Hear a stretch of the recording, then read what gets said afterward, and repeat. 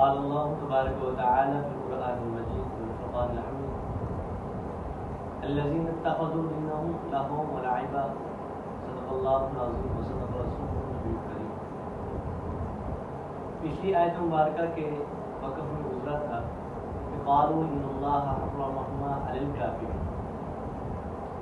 کہ جنتی جو ہیں جہنمیوں کو جواب دیں گے کہ اللہ تبارک و تعالیٰ نے ان چیزوں کو کافروں پر حرام کیا۔ اب کافر لوگ کون ہیں؟ اس کا اللہ تبارک و تعالیٰ اس آیت مبارکہ میں ذکر فرما رہے ہیں کہ وہ لوگ جن لوگوں نے اپنے دین کو کھیل و تماشا بنا لیا۔ دین اسلام جس طرح ہمارے لیے دین ہے، اسی طرح کافروں کے لیے بھی دین ہے، بس انہوں نے دین کا مذاق بنا دیا، دین کو مذاق کے طور پر استعمال کیا، دین کا مذاق اڑاتے رہے معاذ اللہ۔ جیسا کہ چھٹے سپارے میں بھی آتا ہے کہ اذان کا مسخرہ کیا کرتے تھے، اذان کا مذاق اڑایا کرتے تھے۔ آگے 9ویں سپارے میں بھی آ جائے گا کہ ان کی تو نماز ہی بیت اللہ کے گرد صرف تالیاں بجانا، سیٹیاں بجانا ہوا کرتی تھی۔ میں وہ لوگ الذین اتخذوا دینہم، وہ لوگ کافر ہیں جن لوگوں نے دین کو کھیل اور تماشا بنا رکھا۔ معذرت کے ساتھ کچھ لوگ آج بھی موجود ہیں دین اسلام میں، مسلمان بھی ہیں، نام نہاد مسلمان ہیں، لیکن دین کا مذاق بنائے بیٹھے۔ عقل سے ماورا لوگ کچھ ایسے ہیں جو قوالی کو عبادت کہتے ہیں، عبادت سمجھتے ہیں، حالانکہ قوالی ان چیزوں کے بغیر ہوتی نہیں۔ اسلام میں اشعار پڑھنے کی اجازت ہے، لیکن ایسے اشعار ہوں جن کے اندر شرکیہ الفاظ نہ ہوں، ایسے اشعار ہوں جن کے ساتھ یہ گانا، یہ میوزک، یہ چیزیں نہ ہوں، ان کی اجازت ہے۔ اللہ تبارک آپ صلی اللہ علیہ وسلم کی طرف سے اجازت ہے ان کی۔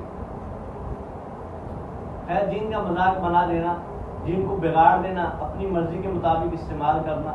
جہاں چاہے دین کے احکامات کو کم کر دینا، جہاں چاہے دین کے احکامات کو بڑھا دینا، جہاں چاہے دین میں کوئی نئی بات کو ایجاد کر دینا، یہ سارے کے سارے دین کا تماشا بنانے کے اندر ہی آتے ہیں۔ وغرتہم الحیات الدنیا، اور دنیا کی زندگی کو سامنے رکھنا، صرف دنیا ہی دنیا کو سمجھنا کہ دنیا کی زندگی ہے، آخرت کا کوئی کنسیپٹ ہی نہیں ہے، آخرت کی کوئی زندگی ہی نہیں ہے، آخرت کو کچھ سمجھنا ہی نہ، قیامت کو کچھ سمجھنا ہی نہ، مرنے کو کچھ سمجھنا ہی نہ، بس پیسہ کمانا، دولت کمانا، شہرت کمانا، کوٹھی بنگلے بنانا، سب کچھ یہی زندگی ہے، اس چیز کو سمجھ لینا یہ بھی کفار کی نشانی ہے۔ وغرتہم الحیات، آپ صلی اللہ علیہ وسلم کا فرمان ہے دنیا سے بالمؤمن و جنت الکافر، دنیا تو مومن کے لیے قید خانہ ہے، مومن کا یہ شیوا نہیں ہے کہ مومن ان چیزوں کو صرف سمجھے۔ فَالْيَوْمَ نَنْسَاهُمْ كَمَا نَسُوا لِقَاءَ يَوْمِهِمْ هَٰذَا، کیسی پیاری بات اللہ تبارک و تعالیٰ نے کہی کہ قیامت کے روز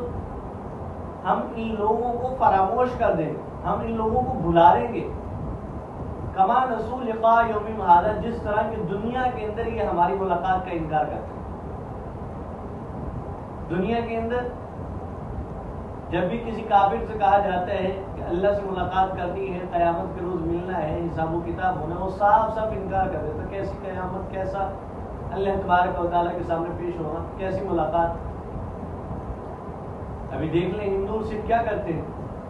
اپنے مردوں کو جلا دیتے ہیں، جلانے کے بعد ان کی راہ کو بہا دیتے ہیں کہ کوئی حساب و کتاب نہیں، کوئی جمع کرنا نہیں، کوئی کچھ نہیں ہوگا، اب سب کچھ ختم ہو گیا۔ اللہ تبارک واللہ علی کل شیء قدیر، اللہ تو ہر چیز پر قادر ہے، اللہ تو جمع کرے گا، اللہ تو ان کی خاکوں کو کل جمع کر کے ان سے زندہ کرے گا، ان لوگوں کو حساب و کتاب تو ہوگا قیامت کے دن، ملاقات اللہ تعالیٰ کی جو ملاقات کے انکاری ہیں، اللہ کے سامنے تو پیش ہونا پڑے گا۔ پھر اللہ تبارک و تعالیٰ کیا کہہ رہے ہیں، کما نسوا لقاء یومہم ھذا، جو ہماری ملاقات کے انکاری ہے، فالیوم ننساہم، ہم ان کو اس دن بھلا دیں گے۔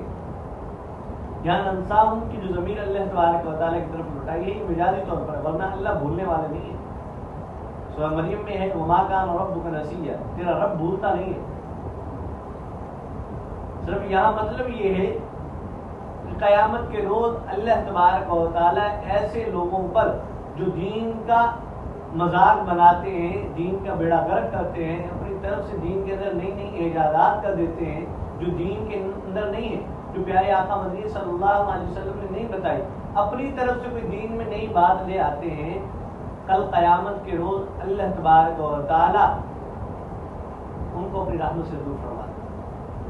وما کانوا بآیاتنا یجحدون. یہ وہی لوگ ہیں جو ہماری آیتوں کا انکار کرتے ہیں.